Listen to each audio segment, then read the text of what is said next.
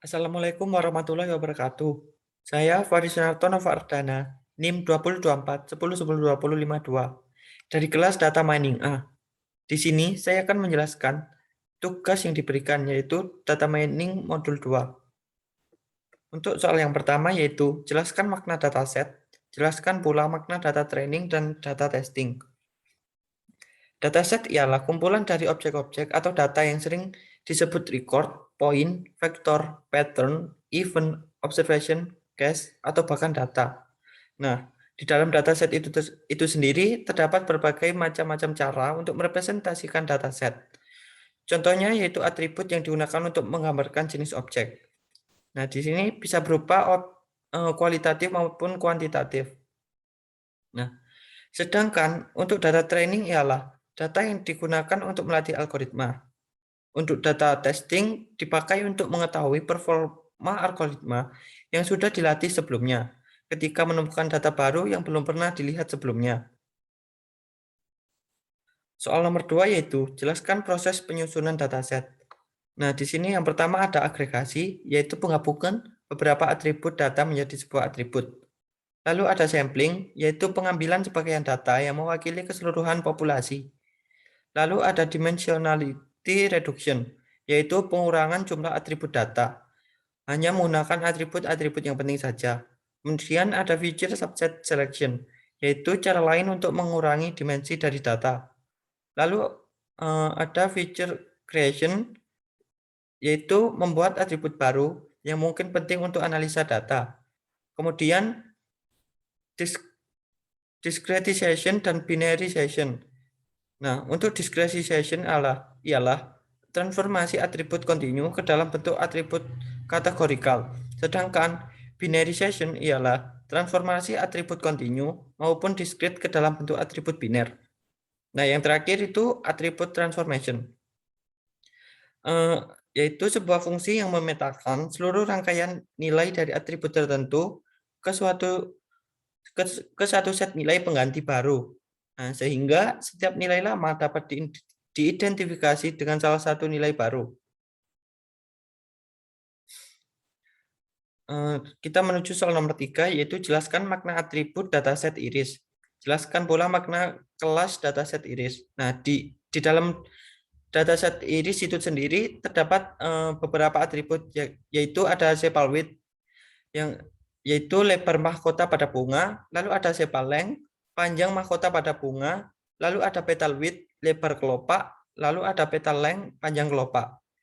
Nah, kelas di dalam dataset iris itu sendiri ada 3, yaitu Setosa, Virginica, Versicolor. Kita menuju soal nomor 4, masukkan dataset iris sebagai array 2D di NumPy. Pisahkan setiap kelas di array yang berbeda. Setosa, Versicolor, Virginica, dan Unknown. Kita menuju Google Colab langsung, soal nomor 4. Nah, pertama kita import terlebih dahulu matplotlib-nya, lalu kita aliaskan menjadi PL. Nah, di sini kita juga import NumPy, kita aliaskan NP. Nah, di sini kita masukkan data setosanya. Di sini kita masukkan secara manual yang berupa array 2 dimensi. Nah, di sini 2 dimensi itu ada 2 kurung siku di depannya. Kemudian kita masukkan juga data Virginica. Nah, lalu kita masukkan juga data Versicolor dan juga data unknown-nya yang kita peroleh dari Excel yang telah diberikan. Lalu kita menuju soal yang nomor 5. Buatlah scatter plot yang menggunakan pasangan atribut berikut pada setiap kelas termasuk unknown. Berikan warna merah untuk Setosa, hijau untuk Versicolor, biru untuk Virginica, dan kuning untuk unknown. Nah, untuk yang A itu sepal length dan petal width, yang B sepal width dan petal length, yang C sepal width dan petal width, yang D sepal length dan petal length. Nah, dengan memperhatikan gunakan perintah scatter dan operasi slicing pada NumPy untuk mempermudah tugas Anda. Baik, kita akan menuju soal nomor 5 di Google Colab. Nah, di sini yang 5A itu sepal length dan petal width. Yang pertama kita lakukan ialah import matplotlib, lalu kita aliaskan menjadi PL sama seperti sebelumnya. Di sini juga import NumPy. Nah, di sini kita perlu memperhatikan kita buat variabel baru X dan Y. Lalu data setosa ini yang sudah diinputkan di atas tadi. Nah, di sini untuk indeksnya, bentar. Nah, di sini sepalengnya itu berada di indeks yang ketiga. Nah, ini indeks ke 0, 1, 2, 3. Nah, maka di sini kita tuliskan 3, lalu ini yang petal width itu berada di indeks yang ke 0, maka kita tulis 0. Nah, di sini kita gunakan perintah pl titik scatter. Nah, scatter di sini itu berfungsi sebagai untuk visualisasi grafik yang berupa titik-titik. Nah, di sini kita gunakan red untuk warnanya yang setosa, lalu kita berikan label untuk legendanya nanti.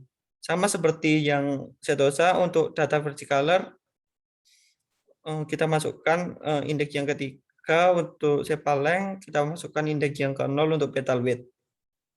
Sama sampai vertical dan juga unknown-nya.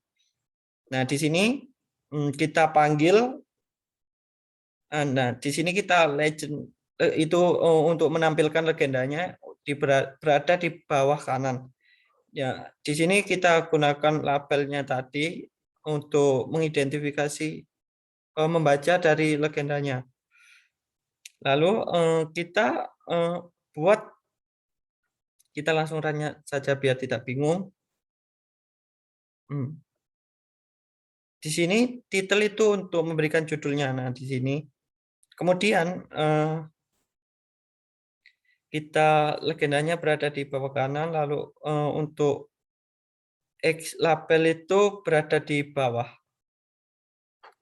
X label di bawah, Y label itu yang di samping sini. Nah, datanya seperti ini yang sepaleng dan petal width. Kemudian yang 5P sepal width dan petal length. Sama seperti yang 5A, di sini kita lihat dahulu sepal width berada di indeks keberapa? 0, 1, 2. Nah, di sini ada di indeks kedua untuk sepal width-nya. Lalu untuk petal length-nya itu berada di indeks yang ke 0, berada di indeks yang ke 1. Maka di sini kita tulis 2, ini 1. Langsung saja kita run. Sama seperti yang 5P, tapi ini gambarnya ini kita bisa lihat perbedaannya. Nah, berbeda. Lalu kita menuju yang ke 5C. Sama, kita import matplotlib, kita aliaskan PL, lalu kita import NumPy, kita aliaskan NP. Nah, di sini kita perhatikan, sepal width itu berada di indeks yang keberapa, itu ada di indeks yang kedua. Maka kita tulis 2 di sini, lalu untuk yang petal width-nya itu berada di indeks yang ke 0. Maka kita tulis yang ke 0, sama, ini untuk memberikan warna, lalu ini untuk scatter itu untuk grafiknya. Nah, kita bisa lihat grafiknya seperti ini. Lalu untuk yang 5D sama, kita bisa lihat yang sepaleng itu berada di indeks yang ketiga. Lalu petalengnya ada di indeks yang ke-1. Di sini kita tulis 3, ini 1. Kita berikan warna, lalu kita beri label sama lah ya seperti yang di atas. Nah, seperti ini datanya.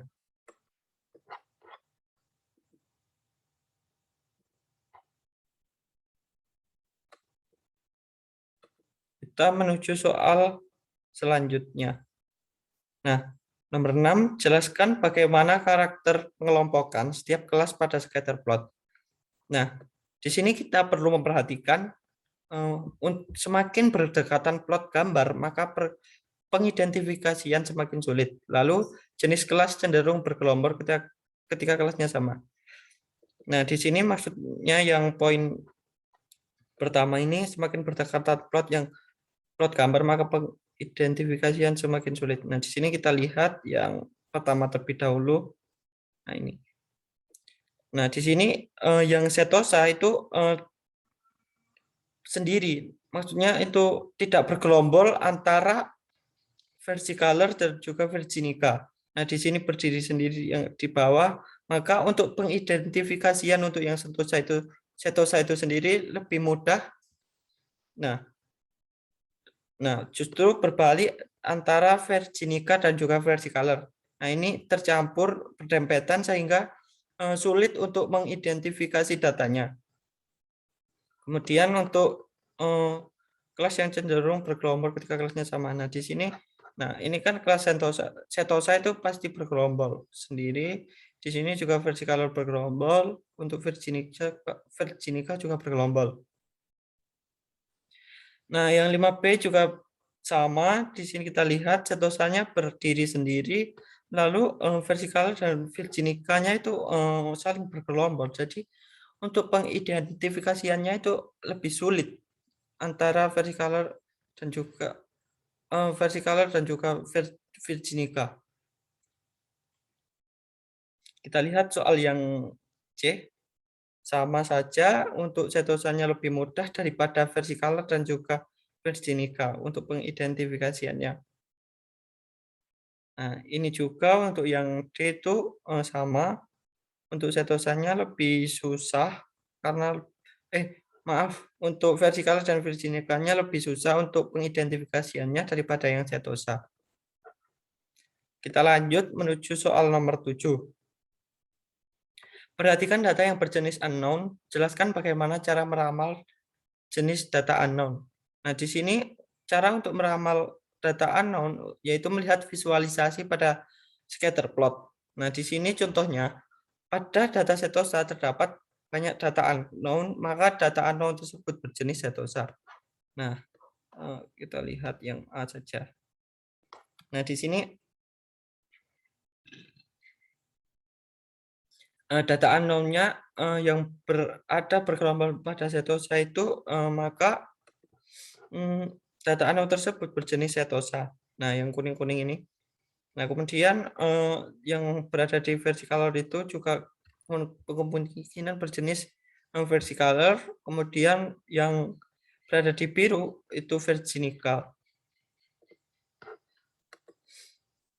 Kita lanjut soal nomor 8.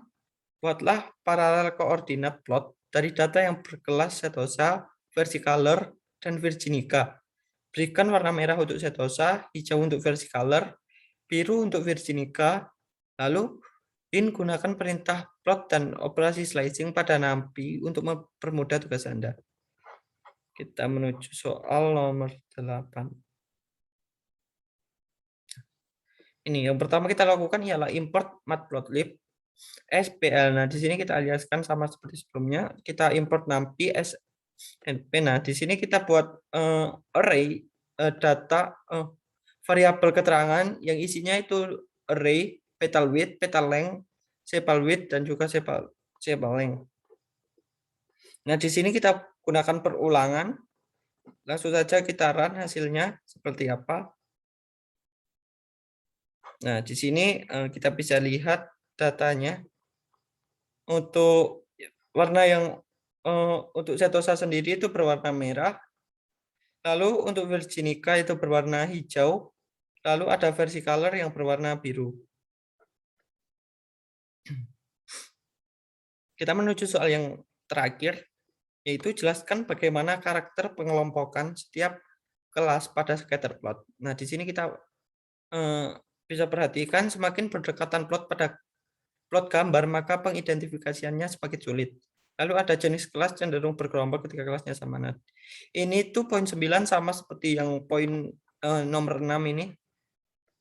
Nah, kita bisa lihat grafiknya. Nah, di sini semakin data berdekatan bergelombol, maka itu sulit untuk teridentifikasi. Nah, sebaliknya jika kelas tersebut berdiri sendiri seperti ini tuh lebih mudah.